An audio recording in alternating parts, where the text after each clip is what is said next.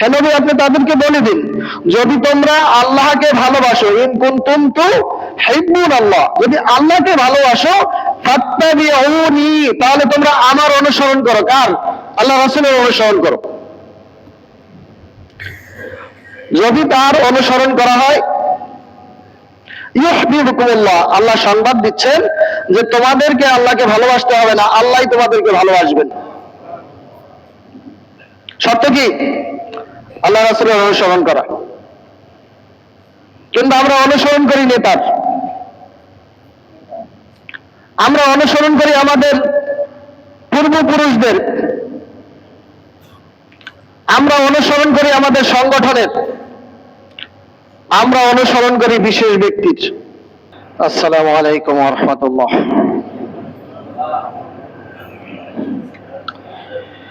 আলহামদুলিল্লাহ, আলহামদুলিল্লাহি ওয়া কাফা ওয়া সালামুন আলা ইবাদিহিল্লাযীনা ইসতাফা। أما بعد فقد قال الله تعالى في كلامه المجيد والفرقانه الحميد: أعوذ بالله من الشيطان الرجيم. بسم الله الرحمن الرحيم. يسألك الناس عن الساعة قل إنما علمها عند الله وما يدريك لعل الساعة تكون قريبا. وقال رسول الله صلى الله عليه وسلم: من صام رمضان ثم أتبعه ستا من شوال كان كصيام الدهر. وقال تعالى في شان حبيبه ونبيه آمرا ومخبرا وداعيا إلى الله بإذنه وسراجا منيرا: إن الله وملائكته يصلون على النبي يا أيها الذين آمنوا صلوا عليه وسلموا تسليما. اللهم صل على محمد وعلى آل محمد كما صليت على إبراهيم وعلى آل إبراهيم إنك حميد مجيد. اللهم بارك على محمد وعلى آل محمد كما باركت على إبراهيم وعلى آل إبراهيم إنك حميد مجيد. মহান আল্লাহ তাআলার দরবারে অসংখ্য অগণিত কৃতজ্ঞতা জ্ঞাপন করছি। রব্বুল আলামিন আমাদেরকে পবিত্র জুমার নামাজ আদায়ের জন্য বাংলাদেশ মসজিদ মিশন কেন্দ্রীয় মসজিদ কাটাবনে উপস্থিত করেছেন। খুতবা শোনার তৌফিক দিয়েছেন। মহান মালিকের দরবারে অসংখ্য অগণিত কৃতজ্ঞতা। সকলে জোরে সোরে শুকরিয়া তান বলি আলহামদুলিল্লাহ। আল্লাহ তাআলা আমাদের মধ্য থেকে বিশাল বড় একটি নেয়ামত, দীর্ঘ 1 মাস আমরা সিয়াম পালন করেছি। নেয়ামতটা গতকালকে আমাদের থেকে বিদায় নিয়েছে। হ্যাঁ, এই নেয়ামতের যথাযথ সদ্ব্যবহার তখনই হবে যখন এই রমজান মাসের ইবাদতের ধারাবাহিকতা আমরা আমাদের বাকি 11 মাস নিজেদের জীবনে বজায় রাখতে পারবো। অর্থাৎ রমজান মাসে আমাদের ইবাদতের মাত্রাটা যেভাবে বেড়েছিল, অন্যায় কাজ যেভাবে আমরা দমন করেছিলাম, অন্যায় থেকে নিজেকে যেভাবে বাঁচিয়ে রাখার চেষ্টা করেছি, বাকি 11 মাস যদি আমরা ওইভাবে চেষ্টা করি তাহলে এই রমজানের বরকত ইনশাআল্লাহ আমাদের অব্যাহত থাকবে। যদিও সওয়াবের দিক থেকে আমরা সেটা থেকে বঞ্চিত হব, তবে হ্যাঁ, রাসূল সাল্লাল্লাহু আলাইহি ওয়াসাল্লাম বলছেন যে কোনো নেক কাজ তার নিয়তের উপরে নির্ভর করে প্রতিদান দেওয়া হয়। যদি সেটা তার খালিস নিয়তে হয়ে থাকে, অর্থাৎ ঈমানের জোর যত বেশি হয়ে থাকে তার নেকির পরিমাণটাও তত বেশি হয়ে থাকে। তবে সর্বনিম্ন 1/10, সর্বনিম্ন 1/10, উপরে তার পরিমাণ আল্লাহ রাসূল নির্ধারণ করে দেননি। বেগাইরি হিসাব, হিসাববিহীন ভাবে আল্লাহ তাআলা দান করবেন।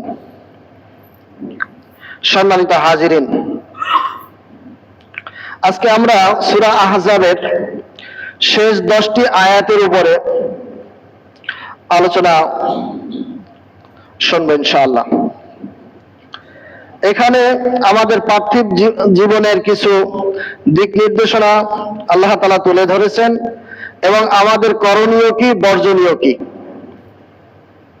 এখান থেকে আমরা আমাদের জীবনে অর্থাৎ কোনটা আমরা বর্জন করব, কোনটাকে আমরা আঁকড়িয়ে ধরব, এই বিষয়গুলো এখানে এই 10টি আয়াতের ভিতরে খুব সুন্দরভাবে ফুটিয়ে তোলা হয়েছে। এবং এই দুনিয়াতে যারা অর্থাৎ ভালো কাজ করেনি, আল্লাহ এবং রাসূলের আনুগত্য যারা করেনি, তারা সেখানে গিয়ে আফসোস করবে, কিন্তু সেই আফসোসে কোনো কাজে আসবে না। কারণ ওই জগতে যাওয়ার পরবর্তীতে ফিরে আসার আর কোনো সুযোগ নেই। দুনিয়াতে মানুষ একটা কাজ শুরু করলে সেখানে সে সাফল্য অর্জন করতে পারে, আবার ব্যর্থ হতে পারে। ব্যর্থ হলে সেটা বাদ দিয়ে পুনরায় অন্য কাজ করার সুযোগ থাকে। কিন্তু পরকালে যখন আমাদের পরকালের জীবন শুরু হয়ে যাবে, তখন ওখান থেকে ফিরে এসে আমরা নতুন করে আমল করে তার পরবর্তীতে আবার জান্নাতের উপযুক্ত হয়ে তার পরবর্তীতে যাব, এরকমের সুযোগ আর আমাদের নেই। ওখানে যেটা আমরা ভোগ করব সেটা আমাদের এখান থেকেই অর্জন করে যেতে হবে। এ ব্যাপারে এই আয়াতগুলায় খুব সুন্দরভাবে দিক নির্দেশনা দেওয়া হয়েছে। 63তম আয়াতে আল্লাহ তাআলা বলতেছেন, ইয়াসআলুকান নাসু আনিস সাআহ, হে নবী, আপনাকে তারা কিয়ামত সম্পর্কে জিজ্ঞাসা করে।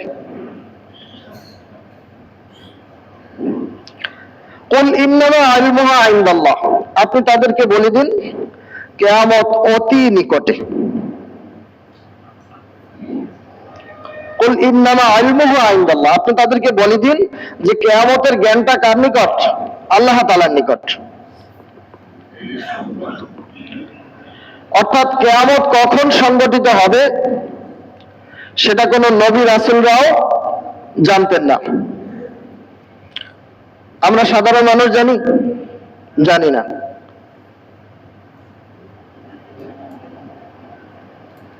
পাঁচটি এলেমের ব্যাপারে আল্লাহ তাআলা এর আগের সূরায় বর্ণনা করেছেন। এই 5টি এলেম সম্পর্কে, 5টি জ্ঞান সম্পর্কে আল্লাহ ব্যতীত কেউ জানে না। ইন্নাল্লাহা ইনদাহু ইলমুস সাআহ, কিয়ামত কখন সংঘটিত হবে আল্লাহ ব্যতীত কেউ জানে না। কখন, কোথায়, কি পরিমাণ বৃষ্টি হবে এটা আল্লাহ ব্যতীত কেউ জানে না। হয়তোবা আমাদের আবহাওয়ার পূর্বাভাসে বলা হয়ে থাকে অমুক অমুক এলাকায় এই পরিমাণ অথবা এতটুকু বেগে আপনার বৃষ্টিপাত অথবা ঝড়ো হাওয়া বয়ে যেতে পারে, যাবে, এরকমের কিন্তু বলে না। এটা কিসের উপরে? আপনার গবেষণার মাধ্যমে যেটা দেখা যাচ্ছে এটা হয়তোবা কোনো সময় বাস্তবায়ন হয়, কোনো সময় কি মিলে না। আমরা বিভিন্ন সময় দেখি যে আপনার বঙ্গোপসাগরে নিম্নচাপ উঠেছে, এটা অমুক জায়গা দিয়ে প্রলয় হয়ে তার পরবর্তীতে অতিক্রম করবে, কিন্তু যে জায়গা থেকে যাওয়ার কথা ছিল, ধারণা করা হয়েছিল, সেখান থেকে যায় না, অন্য জায়গায় চলে গেছে। এটা মানুষের ধারণার কথা। এর পরবর্তীতে মানুষের গবেষণা, রিসার্চের মাধ্যমে মানুষ অনেক কিছু আবিষ্কার করেছে। এই বিজ্ঞানের যুগে আমরা এসির বাতাসে ঠান্ডার মধ্যে নামাজ আদায় করতেছি, এটা তাদের সফলতা। বাতি আছে, ফ্যান আছে, গাড়ি ঘোড়া বিমান ইত্যাদি যেগুলো তাদের আবিষ্কার, এটা দ্বারা আমরা উপকৃত হচ্ছি। কিন্তু এমন কিছু জ্ঞান আছে, 5টি জ্ঞানের কথা আল্লাহ তাআলা বলেছেন এর আগের সূরায়, যে এই 5টি জ্ঞান আল্লাহ ব্যতীত কেউ জানে না। এর ভিতরে একটি হলো কিয়ামত কখন সংঘটিত হবে।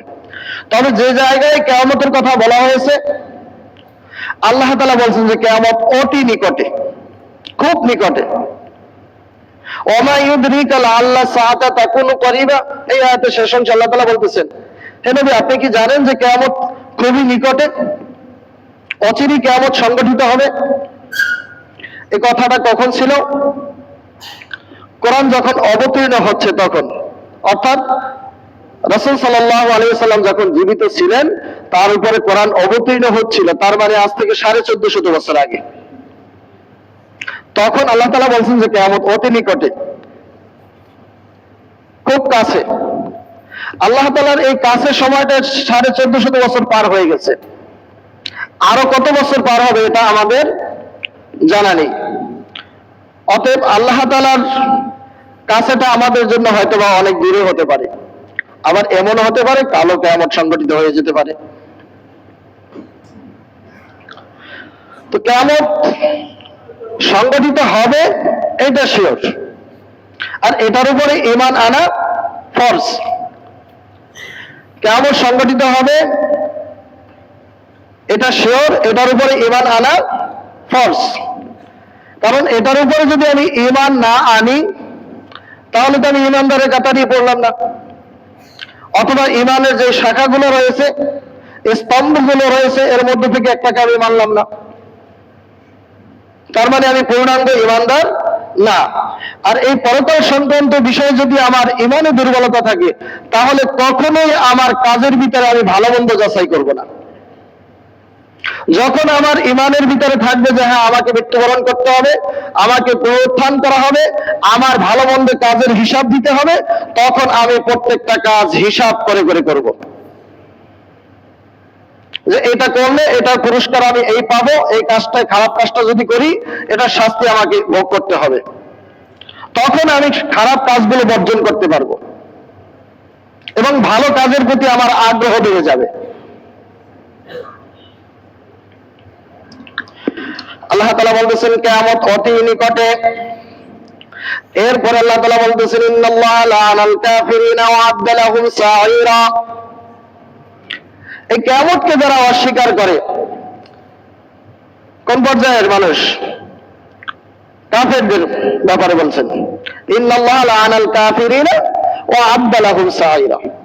আল্লাহ তাআলা কাফেরদেরকে লানত করেন, অভিসম্পাত করেন, তাদেরকে আমাদের ভাষায় বদদুয়া দেন, তাদের খারাপ কামনা করেন। স্রষ্টা যদি কারো খারাপ কামনা করেন তার ভালো হওয়ার সুযোগ আছে? ওয়া'আদ্দা লাহুম সাঈরা, আল্লাহ তাআলা তাদের জন্য কঠিন শাস্তি, কঠিন আযাব প্রস্তুত করে রেখেছেন। কাদের জন্য? যারা কাফের, আল্লাহকে যারা অস্বীকার করে, কিয়ামতকে যারা অস্বীকার করে, কোরআন যারা মানে না, নবী রাসূলদেরকে যারা মানে না, অনুসরণ করে না, এদের জন্য আল্লাহ তাআলা বলছেন। তো এদের পুরস্কারটা কি? এখন যে আল্লাহ তাআলা তাদেরকে অভিসম্পাত করেন এবং তাদের জন্য কঠিন আযাব প্রস্তুত করে রেখেছেন। তবে সেই আযাবের পরিমাণটা কি, কতদিন তারা সেখানে থাকবে, সে বর্ণনা আল্লাহ তাআলা এখানে দিয়েছেন খালিদিনা ফিহা আবাদা। তারা সেখানে অনন্তকাল থাকবে। এক কথায় যেই সময়টা আর কখনো শেষ হবে না, শুরু আছে শেষ নেই। এটার ব্যাখ্যা এভাবে এসেছে, যদি কোনো মাঠের ভিতরে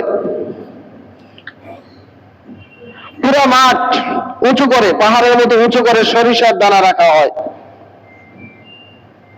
অথবা সরিষার দানার মতো ছোট ছোট পাথর কঙ্কর রাখা হয়, ওখানে যদি একটা পাখি নিযুক্ত করে দেওয়া হয় যে 100 বছর পরে এখান থেকে একটি দানা নিয়ে আর এক জায়গায় ফেলে দিবে,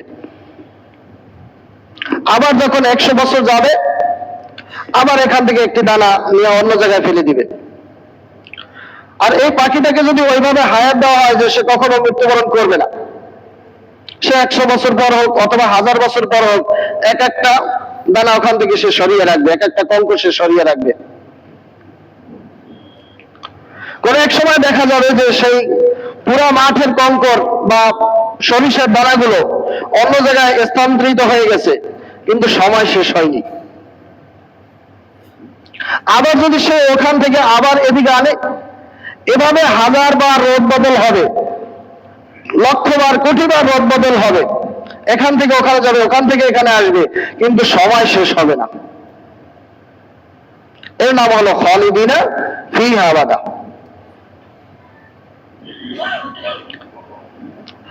এরপরে আল্লাহ তাআলা বলতেছেন লা ইয়াজিদুনা ওয়ালিয়্যা ওয়ালা নাসীরা, এখনো সময় নির্ধারিত। এরপরে আল্লাহ আরেকটা পথ বন্ধ করে দিয়েছেন যে ওখানে গিয়ে তার পরবর্তীতে কাউকে ধরে অথবা কোনো প্রচেষ্টা চালিয়ে তার পরবর্তীতে ওখান থেকে বের হবে, নিষ্কৃতি পাবে, সেই সুযোগ নেই। লা ইয়াজিদুনা ওয়ালিয়্যা, সেখানে কোনো বন্ধু পাবে না, কোনো অভিভাবক পাওয়া যাবে না, ওয়ালা নাসীরা, কোনো সাহায্যকারীও থাকবে না। ওখানে ঢোকার পরবর্তীতে কোনো বন্ধু বা অভিভাবক পাওয়া যাবে না, কোনো সাহায্যকারী পাওয়া যাবে না। দুনিয়ার জমিনে মানুষ যত বড় অপরাধী হোক না কেন, যত বড় শাস্তি তার উপরে আসুক না কেন, জেলখানায় আছে, তার উপরে আপনার কোর্টে রায় হয়েছে সে ফাঁসির আসামি, তাকে ফাঁসি দেওয়া হবে, এর পরবর্তীতে আপিল করার সুযোগ থাকে। আপিলে কাজ হলো না, এর পরবর্তীতে আরো বিভিন্ন সিস্টেমে যাতে তার ফাঁসিটা আরো পরে হয় বা ফাঁসির ডেট যাতে দেওয়া না হয়, বিভিন্ন ভাবে মানুষ প্রচেষ্টা করে, টাকা দিয়ে হোক অথবা আপনার ক্ষমতার জোরে হোক, বিভিন্ন ভাবে সেটাকে দীর্ঘায়িত করে যাতে তার এই শাস্তিটা কার্যকর না হয়। বিভিন্ন ভাবে প্রচেষ্টা করা হয়, বা মানুষ তাকে, তার আত্মীয় স্বজন, তার বন্ধু বান্ধব, তার হিতাকাঙ্ক্ষী তার সেখানে থাকবে না। তার মানে ঢুকছে তো ঢুকছেই। আর অন্য আয়াত আল্লাহ তাআলা বলতেছেন যে সেখানে কারো সুপারিশই গ্রহণ করা হবে না। এরপরে আয়াত আল্লাহ তাআলা বলতেছেন ইয়াউমা তুকাল্লাউ ওয়ুজুহুহুম ফিন-নার, যেদিন তাদের মুখমণ্ডল গুলো, চেহারা গুলোকে আগুনের উপরে উপর করে রাখা হবে। ইয়াকুলুনা ইয়া লাইতানা আতানা আল্লাহ ওয়া আতানা রাসূলা, তারা আফসোস করে বলবে হায় আমরা যদি আল্লাহ এবং আল্লাহ রাসূলের আনুগত্য করতাম। কারণ দুনিয়াতে অনেক মানুষ রয়েছে যারা পূর্ণাঙ্গভাবে আল্লাহ এবং আল্লাহ রাসূলের আনুগত্য করে না। অনেক আছে মুখে ইসলাম স্বীকার করে, মুসলমান স্বীকার করে, কিন্তু মুসলমানের কাজগুলো করে না। মুসলমানিত্ব অর্জন করতে হলে তার জন্য প্রথম শর্ত হলো ঈমান আনার পরবর্তীতে আল্লাহ এবং আল্লাহ রাসূলের আনুগত্য করতে হবে। আল্লাহ এবং আল্লাহ রাসূলের আনুগত্য কি? আল্লাহ যেই বিধানগুলো দিয়েছেন, যেটাকে করতে বলছেন সেটা করতে হবে, যেটা বর্জন করতে বলছেন সেটা বর্জন করতে হবে। ওই কাজগুলো আল্লাহ রাসূল যেভাবে করেছেন আমাদেরকে ওভাবে করতে হবে। আল্লাহ তাআলা নির্দেশ দিয়েছেন এই কাজটা এভাবে করো, এবং আল্লাহ রাসূল সেটার পদ্ধতি বাস্তব দেখিয়ে দিয়েছেন, কিন্তু আমরা সেটাকে পরিহার করে আমাদের মন মতো কিছু করলাম, ওই কাজই করলাম, কিন্তু আল্লাহ রাসূল দেখানো পন্থা বা পদ্ধতি আমরা অবলম্বন করলাম না। তাহলে আল্লাহ রাসূলের আনুগত্য করলাম না। আল্লাহ তাআলা অন্য আয়াতে বলতেছেন মা আতাকুমুর রাসূল ফাখুযুহু ওয়া মা নাহাকুম আনহু ফান্তাহু। সরাসরি আল্লাহ তাআলার নির্দেশ যে রাসূল যা কিছু নিয়ে এসেছে তোমরা সেটাকে আঁকড়িয়ে ধরো, তিনি যেটা নিষেধ করছেন তোমরা সেটাকে বর্জন করো। অন্য আয়াতে আল্লাহ তাআলা বলতেছেন, কুল ইন কুনতুম তুহিব্বুনাল্লাহ ফাত্তাবিউনি ইউহিব্বুকুমুল্লাহ। হে নবী, আপনি তাদেরকে বলে দিন, যদি তোমরা আল্লাহকে ভালোবাসো, ইন কুনতুম তুহিব্বুনাল্লাহ, যদি আল্লাহকে ভালোবাসো, ফাত্তাবিউনি, তাহলে তোমরা আমার অনুসরণ করো। কার? আল্লাহ রাসূলের অনুসরণ করো। যদি তার অনুসরণ করা হয়, ইউহিব্বুকুমুল্লাহ, আল্লাহ সংবাদ দিচ্ছেন যে তোমাদেরকে আল্লাহকে ভালোবাসতে হবে না, আল্লাহই তোমাদেরকে ভালোবাসবেন। শর্ত কি? আল্লাহ রাসূলের অনুসরণ করা। কিন্তু আমরা অনুসরণ করি নেতার, আমরা অনুসরণ করি আমাদের পূর্বপুরুষদের, আমরা অনুসরণ করি আমাদের সংগঠনের, আমরা অনুসরণ করি বিশেষ ব্যক্তির। কিন্তু অনুসরণ করবো কার? আল্লাহ এবং আল্লাহ রাসূলের। তারা আফসোস করে বলবে, হ্যাঁ, যদি আমরা আল্লাহ এবং আল্লাহ রাসূলের আনুগত্য করতাম। যারা এই দুনিয়াতে আল্লাহ এবং আল্লাহ রাসূলের আনুগত্য করবে না, এরা।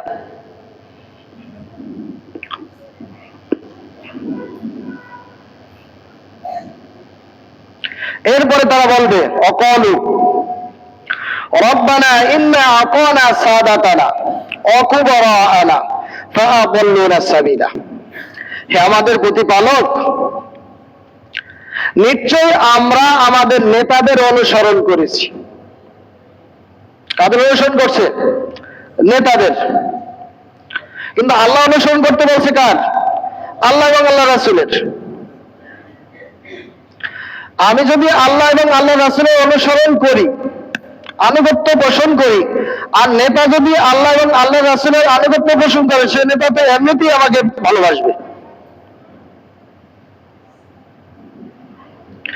আর যদি নেতা নিজে আল্লাহ এবং আল্লাহ রাসূলের অনুসরণ না করে, তাহলে সে আমাকে ভালোবাসবে? বা আমাকে সে কি মানে অর্থাৎ ভালো পথ দেখাইতে পারবে?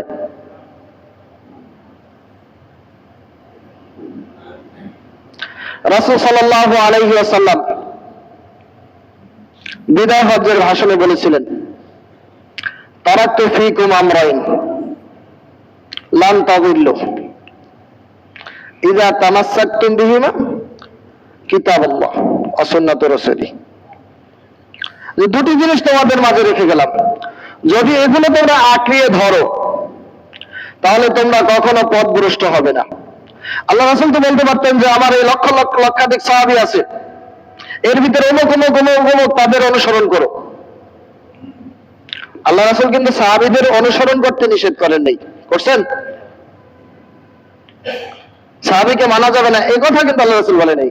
কিন্তু আল্লাহ রাসূল আমাদেরকে দুইটা জিনিস দিয়ে গেছেন যে এই দুইটা তোমরা আঁকড়ে ধরো। কারণ রাসূল সাল্লাল্লাহু আলাইহি ওয়াসাল্লামের ইন্তেকালের পরে হয়তোবা 100 বছর পরে অথবা 200 বছর পরে সাহাবায়ে কেরামরা দুনিয়াতে থাকবেন না, কিন্তু কোরআন তো থাকবেন। কোরআনের সংরক্ষণ কে করবে? আল্লাহ তাআলা করবেন। এটা দায়িত্ব কে নিয়েছেন? আল্লাহ তাআলা নিজে নিয়েছেন। ইন্না নাহনু নাযালনা যিকরা ওয়া ইন্না লাহু লাহাফিজুন। যে কোরআন আমি অবতীর্ণ করেছি, এটা সংরক্ষণের দায়িত্ব আমার। সুবহানাল্লাহি ওয়া বিহামদি। তাহলে কিয়ামত যতদিন পৃথিবী থাকবে, কিয়ামত পর্যন্ত এই কোরআনের কোনো রদবদল হবে না, পরিবর্তন হবে না। এর ভিতরে ভুল ঢোকানোর কোনো সুযোগ নেই। যদি কেউ সলসাতুরি করে ঢোকানোর চেষ্টা করে, সেটা ধরার মতো বহুত আল্লাহর বান্দা আল্লাহর জমিনে তৈরি হয়ে রয়েছে।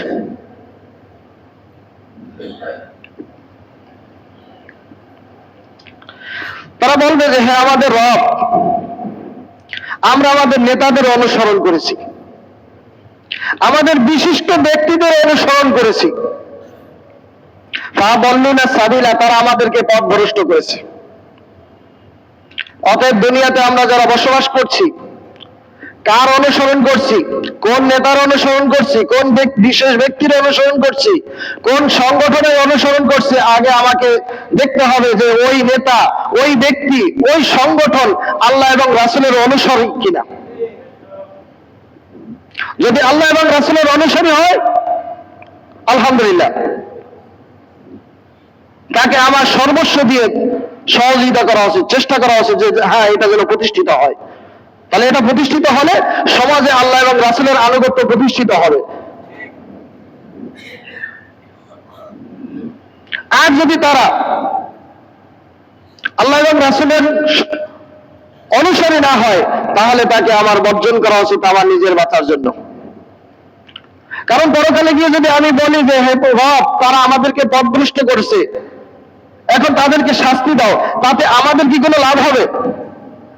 আমি কি শাস্তি থেকে বেঁচে যাব? বাঁচার তো সুযোগ নেই। অন্য আয়াতে আল্লাহ তাআলা বলতেছেন, وقال الذين كفروا ربنا أرنا الذين أضلنا من الجن والإنس نجعلهما تحت أقدامنا ليكونا من الأسفلين।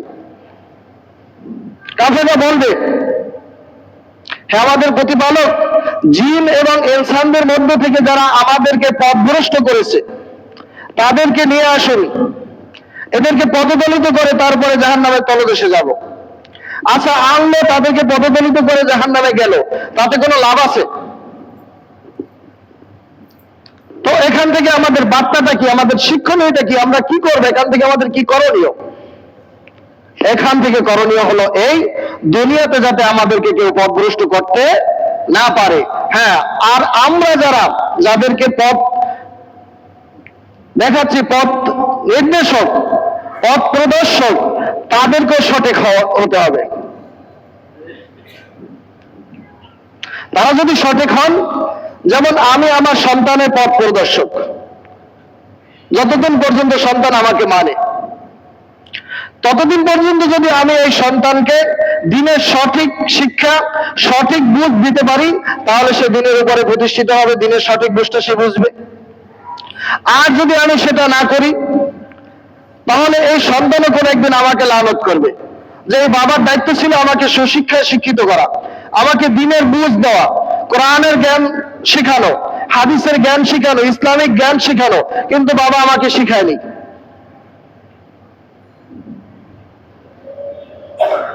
আমরা অনেকেই ধারণা করি যে মাদ্রাসায় পড়লে কি খাবে, কি পড়বে, কি অর্থাৎ জীবনযাপনের মান অনুন্নত হবে। দুনিয়াটা তো মুসলমানের জন্য, যারা মুমিন তাদের জন্য তো এটা আরামের জায়গা না, আয়েশের জায়গা না। এখানে মুমিন কষ্ট করবি, যদি সে কোটি কোটি টাকার মালিকও থাকে তারপরও তার কষ্ট হবে। কেন কষ্ট হবে? কারণ এই সমাজটাই হলো আপনার ইসলামের উপযোগী নয়। এখানে আপনি পূর্ণাঙ্গভাবে ইসলাম মানতে গেলে আপনার উপরে বাধা আসবে,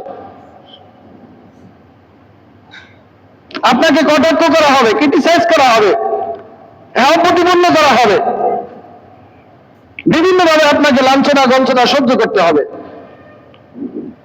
আর দুনিয়া সিজনুল মুমিনিন, দুনিয়াটা মুমিনদের জন্য জেলখানা।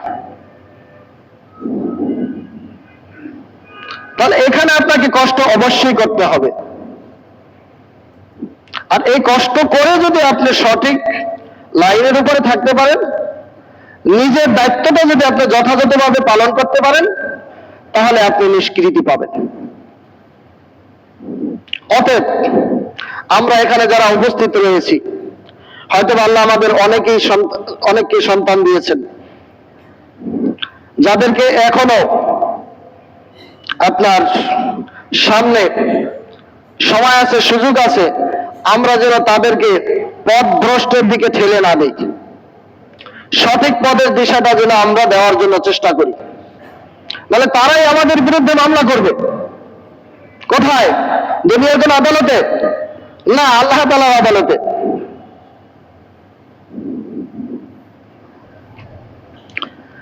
তারা বলতে থাকে আমাদের প্রতিপালক, আমাদের নেতারা, আমাদের বিশিষ্ট জনগণ আমাদেরকে পথভ্রষ্ট করেছে। তো বললে কি হবে? কোনো লাভ হবে না তখন। রব্বানা আতিহিম দিয়ফাইনি মিনাল আযাব, আপনি তাদেরকে ডাবল শাস্তি দিন। তারা তো শাস্তি এমনিতেই পাবে, আর আমি যদি তাকে ডাবল শাস্তি দিতে বলি, তাতে আমার লাভ কি? আমি কি বাঁচতে পারবো? এমন তো সুযোগ নেই।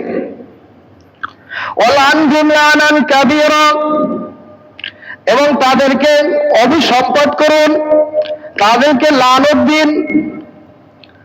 এর পরবর্তীতে আল্লাহ তাআলা এই কথাগুলো বলার পরবর্তীতে মূসা আলাইহিস সালামের একটি ঘটনা টেনে নিয়ে এসেছেন। ইয়া আইয়ুহাল্লাযীনা আমানু লা তাকুনু কাল্লাযীনা আযাউ মূসা, হে ঈমানদারগণ, তোমরা তাদের মতো হইও না যারা মূসা আলাইহিস সালামকে কষ্ট দিয়েছিল, মূসা আলাইহিস সালামের উপরে অপবাদ দিয়েছিল। সেই অপবাদটা কি? জুমার খুতবা সংক্ষিপ্ত সময়, দীর্ঘায়িত করা যাবে না। মূসা আলাইহিস সালামের কওম, তাদের ছিল অভ্যাস ছিল তারা ল্যাংটা হয়ে তার পরবর্তীতে গোসল করত, কাপড় রেখে এরপরে নদীতে বা আপনার পুকুর হোক যাই হোক তাতে তারা গোসল করত, যেমনটা আমরা ছোটবেলায় করেছিলাম। হাফ প্যান্ট পরতাম, খুলে রাইখা বাস লাফ দিয়ে নদীতে বা খালে পুকুরে পরে তারপরে গোসল করতাম। আমরা করছি ছোটবেলাতে, কিন্তু তারা করছে বড় হওয়ার পরে। মূসা আলাইহিস সালাম এটাকে কখনোই সাপোর্ট করেন নাই বা নিজে কখনো করেন নাই, বরঞ্চ তাদের থেকে এড়িয়ে চলতেন। মূসা আলাইহিস সালাম যখন গোসল করতেন একা একই গোসল করতেন, তাদের সামনে নামতেন না। তো তারা রটাই দিল যে মূসার শারীরিক কোনো সমস্যা আছে। বাংলায় যেটাকে বলা হয় এক শিরা রোগ, অর্থাৎ আপনার এই একটা বড় একটা ছোট আর কি, বিচি, এক শিরা রোগ। ওরা বললো যে মূসার এই সমস্যা। আল্লাহ তাআলা দুনিয়াতে যত নবী রাসূল পাঠিয়েছেন, কোন নবী রাসূল কোন ত্রুটিযুক্ত ছিলেন না। সুবহানাল্লাহি ওয়া বিহামদিহি। তারা প্রত্যেকে ছিলেন পারফেক্ট, তাদের কোনো অঙ্গহানি ছিল না এবং তাদের বিচক্ষণতা ছিল সবচেয়ে বেশি। একদিন মূসা আলাইহিস সালাম পাথরের উপরে কাপড় রেখে তারপরে গোসল করতে নামছেন। আল্লাহ তাআলা চাইলেন যে তার উপরে যে অপবাদটা দেওয়া হয়েছে যে তিনি এক শিরা রোগী, এটা প্রমাণ করে দেবে যে না, আসলে সে কি এক শিরা রোগী না। তাফসীর ইবনে কাসিরে এসেছে। মূসা আলাইহিস সালাম নামার পরবর্তীতে ওই পাথর কাপড় নিয়ে দৌড়ানো শুরু করছে। কোথায়? যেখানে ওই ইহুদিদের মানে অর্থাৎ কওমে মূসার লোকজনরা যেখানে একত্রিত হয়ে মানে অর্থাৎ কথাবার্তা বলে অথবা গোসল করে, ওখানে দৌড়াচ্ছিল। মূসা আলাইহিস সালাম ঈদ থেকে মানে অর্থাৎ পানি থেকে উঠে পাথরের পিছনে দৌড়াচ্ছিলেন। মূসা আলাইহিস সালাম যত দৌড়ায়, পাথর আরো তত দ্রুত গতিতে দৌড়ায়, যাতে মূসা আলাইহিস সালাম তাকে আটকাইতে না পারে, ধরতে না পারে। পাথর সেই কাপড় নিয়ে তাদের মজলিসে গিয়ে থামছে।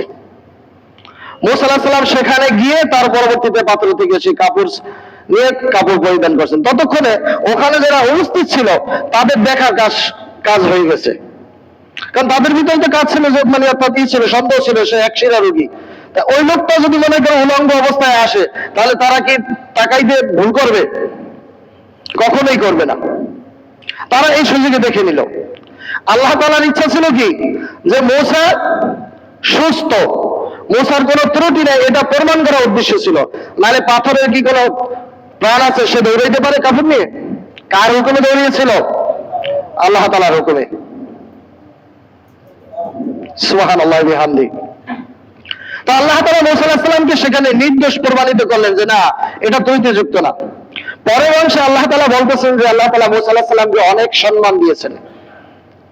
আল্লাহ তাআলা প্রত্যেকটা নবী রাসূলকে সম্মান দিয়েছেন, কিন্তু মূসা আলাইহিস সালামকে সম্মান দিয়েছেন। এখানে এই সম্মানের উদ্দেশ্য হলো যে মূসা, পৃথিবীতে যত নবী এসেছে এর ভিতরে একজন মাত্র নবী এসেছেন যিনি মূসা আলাইহিস সালামের দোয়ার কারণে।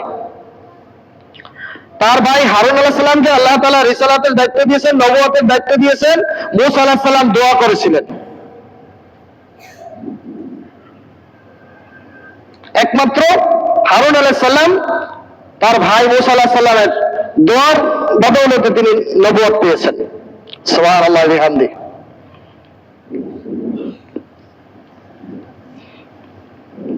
ওয়াকানা ইনদাল্লাহি ওয়াজিহা। আল্লাহ তাআলা বলতেছেন যে মূসা আলাইহিস সালামকে আল্লাহ তাআলা অধিক সম্মানের অধিকারী করেছিলেন। এই পবিত্র কোরআন অবতীর্ণ হয়েছে মুহাম্মদ সাল্লাল্লাহু আলাইহি ওয়াসাল্লামের উপরে, যিনি সর্বশ্রেষ্ঠ সর্বশেষ নবী।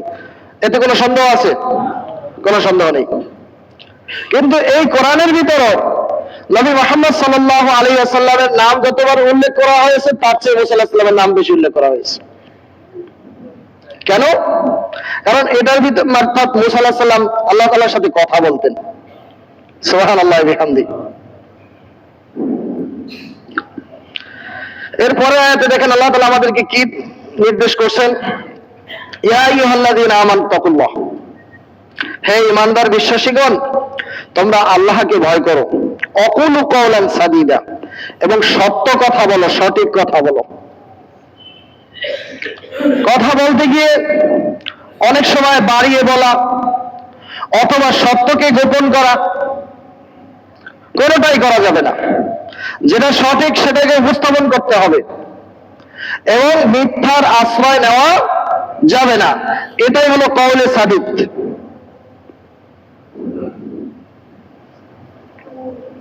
ইউসলিহ লাকুম আমালাকুম, যদি আমরা কওলে সাদিদ করি অর্থাৎ সত্য বলতে কখনো কার্পণ্য করব না, মিথ্যার আশ্রয় নিব না, এই দুইটা কাজ যদি আমরা করি আল্লাহ তাআলা আমাদের পুরস্কার স্বরূপ ঘোষণা করেছেন ইউসলিহ লাকুম আমালাকুম, তোমাদের সমস্ত কাজগুলোকে আমি সঠিক করে দেব। অর্থাৎ আমাদের কাজের ভিতরে আর কোনো ভেজাল থাকবে না। আচ্ছা, আমরা যখন কাজ করি আমরা কি বুঝতে পারি যে আসলে আমরা সঠিক করছি না ব্যাঠিক করছি? সঠিকটা করার চেষ্টা করি, কিন্তু মানুষ হিসেবে তো ভুল হয়ে যেতে পারে। আমরা আমল করি, নামাজে দাঁড়াই, আমাদের কি ইচ্ছা থাকে নামাজের ভিতরে দোকানের হিসাব করব, বাড়ি যাব কিভাবে, পথ অতিক্রম করব, অথবা সংসারে বাজার সদাই কিভাবে করব, মেয়ে উপযুক্ত হয়েছে কিভাবে বিয়ে দেবো, ছেলে উপযুক্ত হয়েছে, চাকরি বাকরি ব্যবসার প্রয়োজন রয়েছে, আরো বিভিন্ন রকমের কত চিন্তা আমাদের নামাজের ভিতরে এসে যায়। আমরা কি চাই যে আসলে আমাদের দাঁড়ানোর পরবর্তীতে এই চিন্তাগুলো আমাদের মগজে আসুক, ব্রেইনে আসুক? আমরা কিন্তু চাই না, কিন্তু তারপর তো এসে যায়। আল্লাহ তাআলা বলতেছেন যদি তোমাদের কথা সঠিক থাকে, অর্থাৎ বলার সময় সত্যকে গোপন করবে না আর মিথ্যার আশ্রয় নেবে না, তাহলে তোমাদের যে আমলগুলো করো, যে কাজগুলো করো, সমস্ত কাজগুলো আমি পারফেক্ট করে দেব, এর ভিতরে কোনো ত্রুটি থাকবে না, ভেজাল থাকবে না। সুবহানাল্লাহ। ইউসলিহ লাকুম আমালাকুম, এখন আমাদের সমস্ত নেক কাজগুলো আল্লাহ তাআলা পরিষ্কার ভালো করে দিবেন, এর ভিতর কোনো খুঁত থাকবে না, ত্রুটি থাকবে না। ওয়ায়াগফির লাকুম যুনুবাকুম, এরপরে দ্বিতীয় পুরস্কার হলো আল্লাহ তাআলা আমাদের সমস্ত অপরাধগুলোকে ক্ষমা করে দিবেন।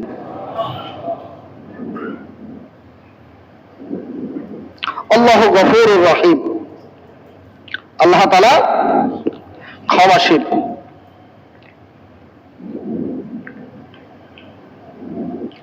ইউসলিহ লাকুম আমালাকুম ওয়া ইয়াগফির লাকুম যুনুবাকুম ওয়া মান ইউতি' আল্লাহ ওয়া রাসূলাহু ফাকাদ ফাযা ফাওজান আযীমা।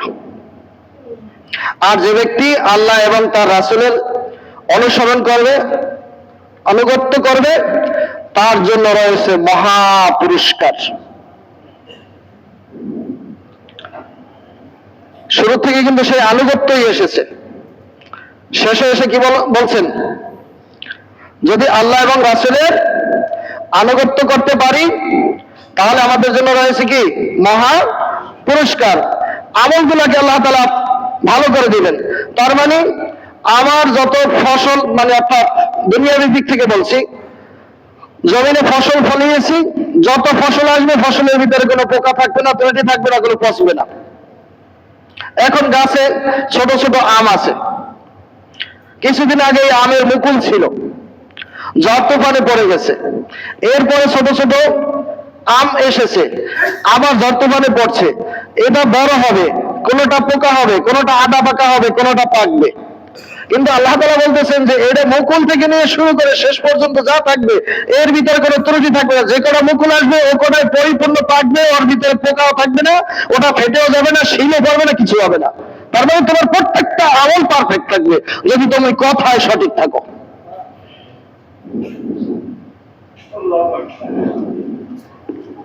সম্মানিত হাজিরিন, সময় বেশি হয়ে গেল। এরপরে আল্লাহ তাআলা বলতেছেন, সংক্ষিপ্ত আকারে বলছি, ইন্না আরাদনাল আমানাতা আলাস সামাওয়াতি ওয়াল আরদ ওয়াল জিবালি ফাআবাইনা আন ইয়াহমিলনাহা ওয়া আশফাকনা মিনহা ওয়া হামালা আল ইনসান। যে নিশ্চয় আল্লাহ তাআলা এই আমানত, কোন আমানত? খেলাফতের দায়িত্ব। মানুষ এই জমিনে আল্লাহ তাআলার প্রতিনিধি। ইন্নী জাইলুন ফিল আরদি খলিফা। সংক্ষিপ্ত বলছি যে আল্লাহ তাআলা এই খেলাফতের দায়িত্বটা আসমান, জমিন এবং পাহাড়কে প্রস্তাব করেছিলেন। ইন্না আরাদনাল আমানাতা আলাস সামাওয়াতি, মানে আসমানে, ওয়াল আরদি জমিনে, ওয়াল জিবালি পাহাড়ে, তিনটা উল্লেখ করেছেন, আসমান, জমিন, পাহাড়। আসমান জমিন বললে তো হয়ে যেত, কারণ পাহাড় তো জমিনের বাহিরে না, আসমানেরও বাহিরে না, আসমানের নিচে, জমিনের উপরে। তারপরও আল্লাহ তাআলা পাহাড়কে কেন উল্লেখ করলেন? কারণ পাহাড়ের আরো কিন্তু বর্ণনা এসেছে কোরআনের ভিতরে। কারণ আমরা বলি যে অমুকে পাহাড়ের মতো, তার মানে পাহাড়গুলো অনেক বড়, এবং এটার উদাহরণটা বড়ত্ব প্রকাশ করার জন্য, মানে অর্থাৎ এটা একটা উপমা আমরা ব্যবহার করে থাকি। তো আল্লাহ তাআলা বলতেছেন যে এই তিনটাকে, এই আমানতের অর্থাৎ খেলাফতের দায়িত্ব প্রস্তাব করেছে, কিন্তু তারা অস্বীকার করছে। আইয়াহমিলনাহা ওয়া আশফাকনা মিনহা, তারা এটা গ্রহণ করে নাই, এটাকে অস্বীকার করেছে। ওয়া হামালাহাল ইনসান, কিন্তু মানুষ এই খেলাফতের দায়িত্বটাকে তারা গ্রহণ করেছে। এরপরে আল্লাহ তাআলা মানুষদেরকে দুইটা শব্দ ব্যবহার করেছেন, ইন্নাহু কানা যালিমান জাহুলা, নিশ্চয়ই তারা হলো জালেম এবং অজ্ঞ। কারা? মানুষ। কেন? কারণ এই কঠিন দায়িত্ব এটা অজ্ঞ ছাড়া গ্রহণ করতে পারে না। নির্বোধ যারা, তার উপরে যে কোনো বোঝা চাপাই দেওয়া যায়। আর জালেম কেন বলছেন যে এত বড় বোঝা, এটা কি কেউ নিজের মাথায় ইচ্ছে করে চাপাই নেয়?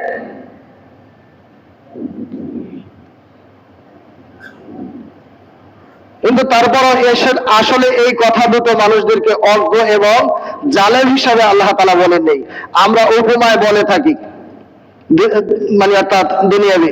যেমন দেখা যায় সন্তান করে অন্যায় করলো, ঘর থেকে বের হয়ে গেছে, মা ডাকতেছে, আয় আয় এদিকে আসো আসো, আসে না। আসবি না?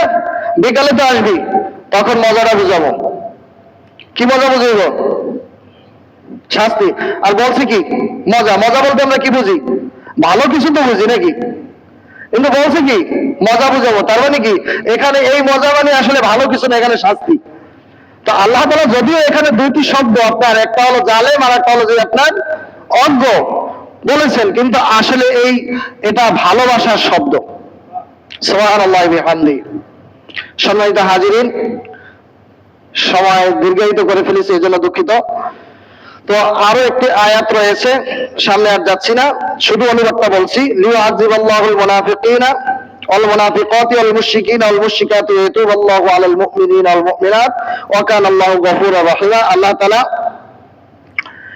মুশরিক নরনারী এবং কাফের নরনারীদেরকে শাস্তি দিবেন। লিউআযিবাল্লাহুল মুনাফিকিনা ওয়াল মুনাফিকাত, মুশরিক নরনারী এবং মুনাফিক নরনারীদেরকে আল্লাহ তাআলা শাস্তি দিবেন, এবং মুমিনদেরকে তাওবার সুযোগ দিবেন এবং তাদেরকে ক্ষমা করে দিবেন।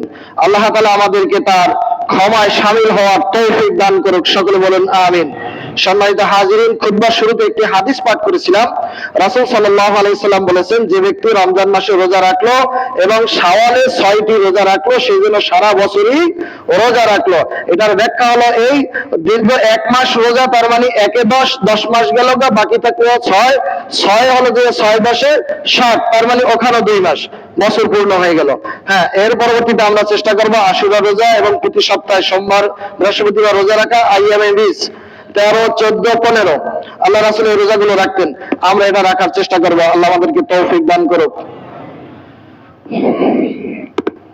বারাকাল্লাহু লানা ওয়া লাকুম ফিল কুরআনিল আযীম ওয়া নাফা'না ইয়্যাকুম বিয-যিকরিল হাকীম। ইন্নাহু তাআলা জাওয়াদুন কারীমুন মালিকুম বাররুর রাউফুর রাহিম।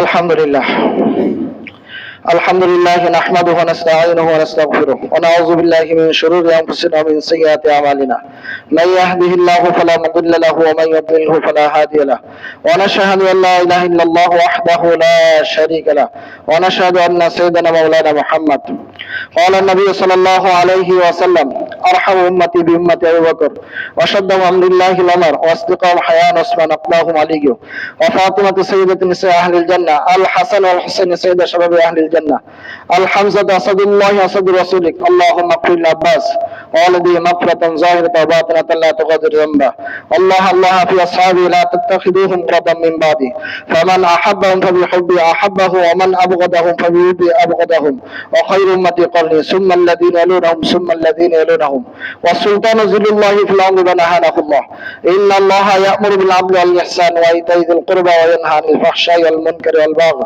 يعظكم لعلكم تذكرون اللهم احفظنا من كل بلاء الدنيا في عذاب الآخرة اللهم انصرنا فإنك خير الناصرين اللهم اغفر وارحم وأنت خير الراحمين اللهم اهدنا فإنك خير الهادين اللهم ارزقنا رزقا حلالا طيبا وعلما نافعا وعملا صالحا وشفاء كاملا ولسانا ذاكرا بيتا واسعا ولدا صالحا يا رب العالمين اللهم نور قلوبنا بنور القرآن اللهم زين أبداننا بالأعمال الصالحة اللهم إنا نسألك الهدى والتقى والعفاف والغنى اللهم اكفنا بحلالك عن حرامك واغننا بفضلك عمن سواك يا مقلب القلوب ثبت قلبي على دينك اللهم مصرف القلوبنا صرف على طاعتك فاذكروني أذكركم واشكروا لي ولا تكفرون. الله أكبر الله أكبر أشهد أن لا إله إلا الله أشهد أن محمدا رسول الله حي على الصلاة حي على الفلاح قد قامت الصلاة قد قامت الصلاة الله أكبر لا إله إلا الله. কাতার সোজা করুন, সামনে কাতার পূর্ণ করুন।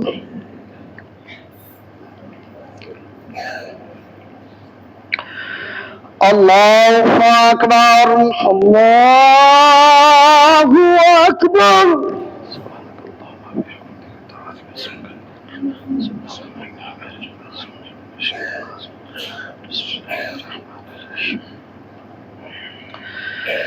الحمد لله رب العالمين الرحمن الرحيم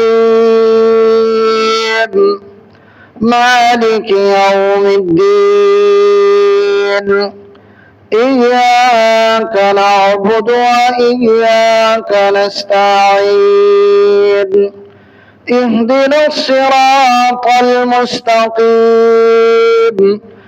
صراط الذين أنعمت عليهم غير المغضوب عليهم ولا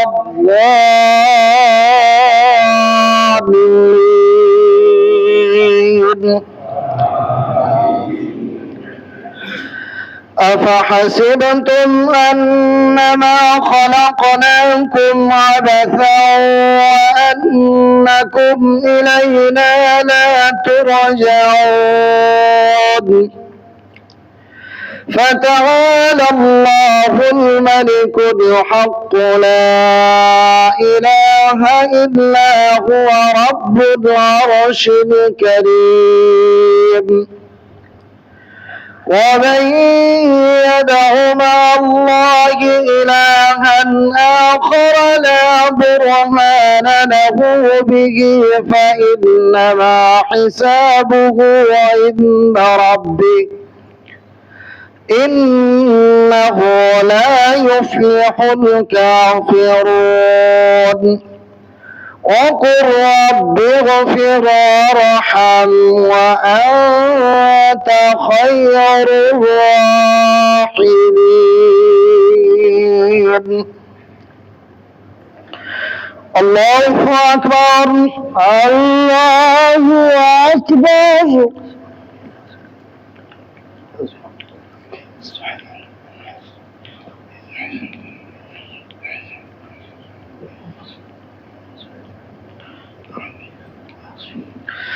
سمع الله لمن حمده ربنا لك الحمد. الله أكبر. الله أكبر.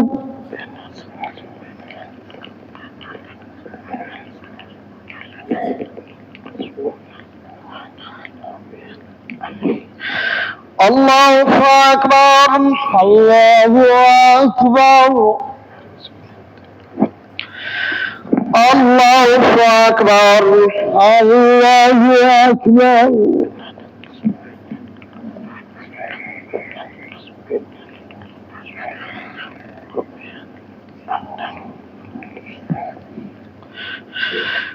الله أكبر. الله أكبر. الحمد لله رب العالمين الرحمن الرحيم مالك يوم الدين إياك نعبد وإياك نستعين اهدنا الصراط المستقيم صراط الذين أنعمت عليهم غير المغضوب عليهم ولا الضالين.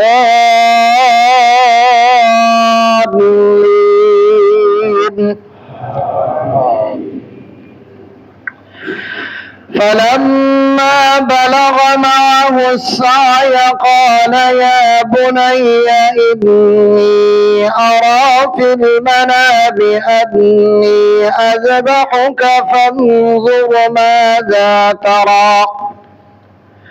قال يا أبت افعل ما تؤمر ستجدني إن شاء الله من الصابرين. فلما أسلما وتله للجبين وناديناه أن يا إبراهيم قد صدقت الرؤيا إنا كذلك نجزي المحسنين. الله أكبر. الله أكبر.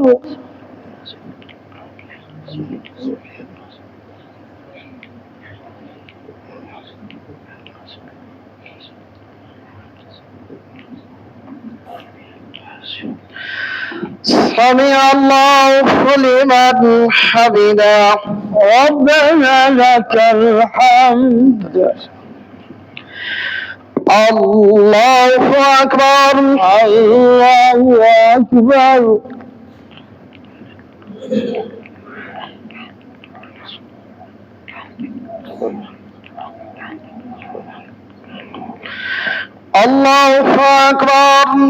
الله أكبر. الله أكبر.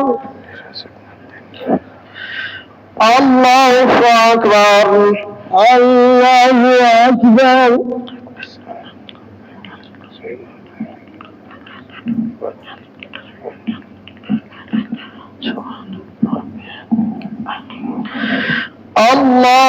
أكبر. الله أكبر. الله أكبر.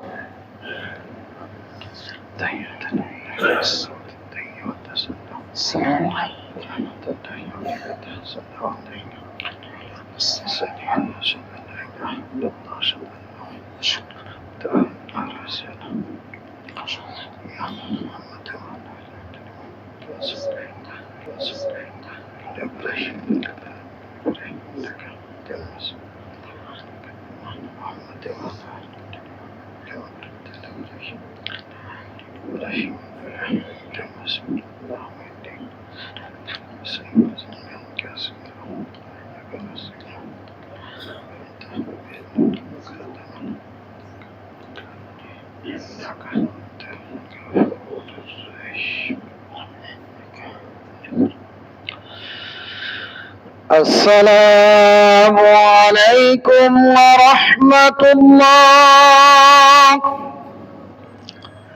السلام عليكم ورحمة الله. السلام عليكم ورحمة الله. السلام عليكم ورحمة الله.